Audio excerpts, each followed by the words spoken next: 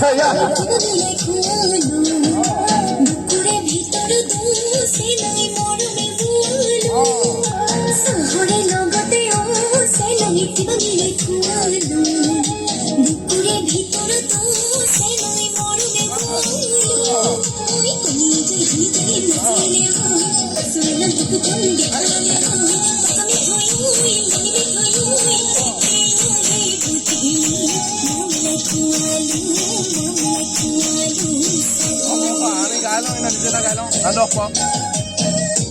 আমি নিজে গাই লওঁ এটা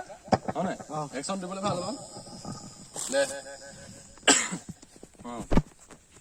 ও আচ্ছা